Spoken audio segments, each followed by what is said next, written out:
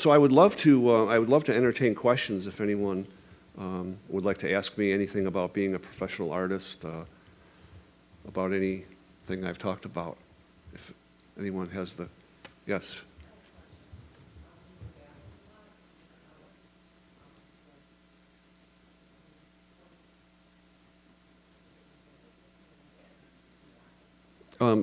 The question was the apple motif, does it have anything to do with the Adam and Eve, which I have. The original stewardship painting, which President Clinton got, that was one of the, often people would talk about that as, the fall from grace, that sort of thing. So that's one of the other amazing things about art is I would love to be able to see my work or anyone or any piece of artwork through someone else's eyes, because it's unknown how each person perceives something, and what a viewer brings to the picture is something different. So you might see, well, Adam and Eve, and other people would see something else. And yeah, and the apple thing is, well, I have a notion about beauty, and I really think that beauty is a real thing. And if I can digress for a second, I just wanted to say that as a realist painter, I was really thrilled to walk through the corridors and see so much representational art, which when I graduated from high school, the big thing was, modern expressionism and sort of this non-objective, which is fine, but it's wonderful to see so much representational work. I was really impressed by that. The apple motif is really based, as I started to say before, on Isaac Newton. And the story is that an apple fell and hit him on the head, but which never happened. He lived with his aunt, and she had an apple orchard, and he watched an apple fall and hit the ground, and he asked the somewhat obvious question. He said, why doesn't the moon fall from the sky? So that's really what got him started on his ruminations about the forces of nature, gravity, and so forth. Yeah. Yes? How important is the role of formal education in your career as a professional artist? Well, how important is my role of education in formation for an artist? I didn't have the opportunity to go to college. After having seen my children go, I felt like I wished that I had, because they had such an incredible experience. I would say it's probably very important, because any exposure that you can get from all different angles, I think only increases and stimulates your mind. And I've found that although I don't have a formal education in art, that I trained myself in, that I looked at a lot of art, I read about art, I love art history. I think the more you can saturate your brain with whatever you're passionate about, I think that's to your advantage. So certainly, art school, or if you worked with an artist, any of those things I think would be a great advantage. So I know, even though I'm not a college graduate, I would not say, oh, don't bother going to college, it's a waste of time. I wouldn't say that, no. Any other really cool thoughts? Yes?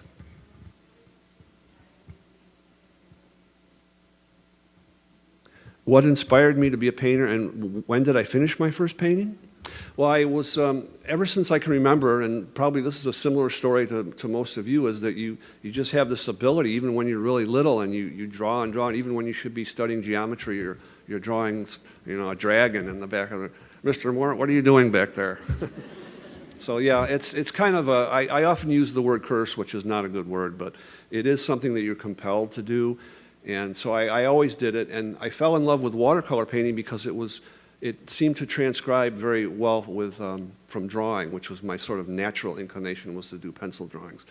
And so the way that I use watercolor is just kind of like watery colored pencils. I mean, it's sort of, because with watercolor you think backwards like you do in drawing.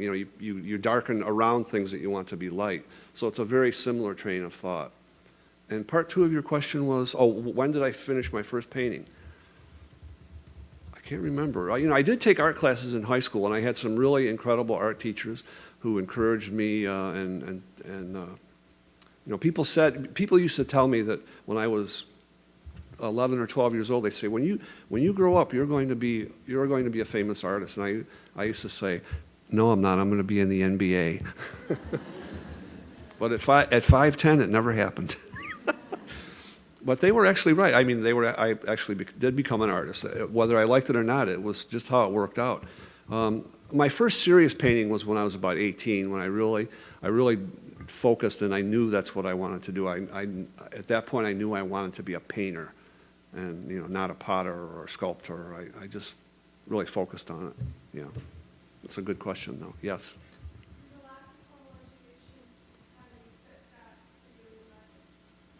Did the lack of formal education have any setbacks for me as an artist? Not that I can tell. Not that no one has. Although people sometimes seem disappointed when they'll say, "Well, who did you study with, or what art school did you go to?" And I say, "Well, I didn't," and they're like, "Oh," because there's, you know, the story kind of drops off. So maybe I could make up something that would be a better story, because it's kind of a dead end story. Yeah, no, but you know, I've made a living as an artist for 30 plus years, and I've had some. Part of it is being in the right place at the right time, like the whole Clinton thing. I mean, my painting happened to be there, and maybe the president wouldn't have come over. You know, maybe something would have come up, but he did, and he saw the picture and he liked it, and that kind of snowballed. So there is an element of uncertainty and good luck, if you want to use that thing, that you don't have control over. But I think one of the things you have to do is be a little bold. You know, don't be. I know I talk to artists sometimes, and they'll say, well, I've got some work, but I'm kind of shy about showing it. I mean, it has to be the opposite of that. One story I told at when I was at the other presentation I was at was that I did this one painting which I was very proud of. I thought it had merit, and I put it in my car and I drove it to the Museum of American Art at the Smithsonian, and they said, well, who the hell are you? And I said, my name's Greg, and I have a painting. I want to be in this museum. They said, well, you're nuts, you know. But anyway, they saw the painting. They thought it was noteworthy, and they said, well, who will give it to the painting? I said, well, I'll find someone to buy it and donate it, because that's what you want to do. So I was able to do that. I found someone that loved the painting and loved the idea of having his name on it forever in the Museum of American Art. So he bought the painting for, you know, some X number of dollars, and then donated it to the museum. So that's like the ultimate artist story, right? You know.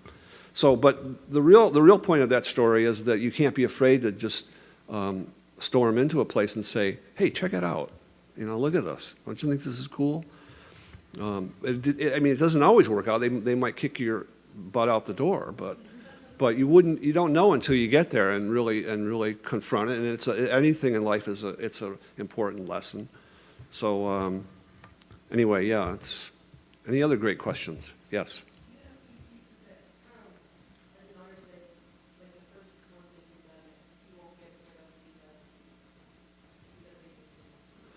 Pieces that mean so much to the artist that you would never let them go. Yeah, that's a very good question. Actually, I have pieces that I would never let go that I don't like, that I would never show to anybody. You know, because you as artists know that you're working on something, you got a great idea, and it doesn't fly. It just doesn't fly. It happens. But the ones that are the most successful, and by the way, from my experience, and you all might disagree with me, my experience is that the ones that are the most successful, they move along, they go really quickly, and you just hit it. You know, it's like hitting the head of a nail with a hammer. It just boom. No, the ones that you feel the best about, those are the ones you want to be out in the world. Of course, you know, and maybe that's a personal thing. I really am answering that just from my point of view, but the question that usually goes along with that question is, which is your favorite piece? And of course, the answer is the one I'm working on, because that's the thing you're in love with at that point. And I don't get much joy from seeing my work finished and completed on the wall. It's not the excitement for me as the sort of the birth of the piece. You know, that's the most electrifying thing, and the mystery of will it succeed, and you know, how will it look, and will it be successful? So that's the most exciting time.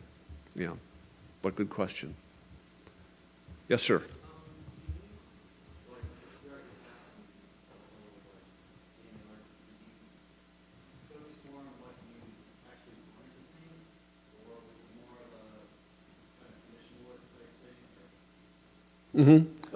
Commissions versus doing what you want. I'd say 99% has been what I want, luckily, which is a luxury, perhaps. I have done a number of commissions, like I did the thing for Barbara Morgan, the piece for Bill Anders, Apollo 8. Anyone who's ever done commission work knows that that's a whole other can of worms, as they say. And it's my son, who's an artist, he works exclusively on figurative pieces and portraits, and that's a whole other thing of, you're dealing with a person's persona. I have done commissions, and I have to tell one short story about a commission that I did, which was a collector that I knew. He loved my work. He said, I want you to go to my really beautiful home on Fisher's Island, which is off of the coast of Connecticut, and I want you to spend a week there, and all expenses paid, go there and just paint what you want. So I went there, and well, it was kind of in April, and there weren't many people around, but the seagulls there were amazingly friendly, and I had never done anything with seagulls, so I really concentrated on these gulls, and I did a number of drawings, watercolor paintings, pastels of these seagulls. So I was very excited to meet with him afterwards to see what he thought. Well, how was I supposed to know that as a child he had been attacked by seagulls? I mean, we never discussed it. Thus, the danger of commissions. Yeah. So I really respect anybody that could just be a commission artist. That's really admirable. And I've been lucky to be able to sort of do the wild and crazy things that I want to do, and people have liked it. So it's been a small percentage of it. Yes.